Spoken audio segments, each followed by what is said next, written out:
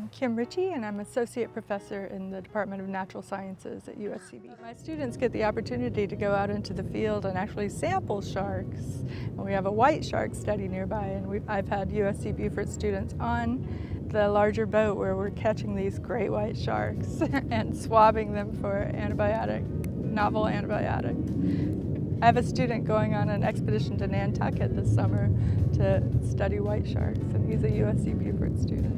We like to have them working with local and regional government, with NOAA, with Department of Natural Resources, and these inevitably lead to jobs. So we also point them towards internships in aquaria.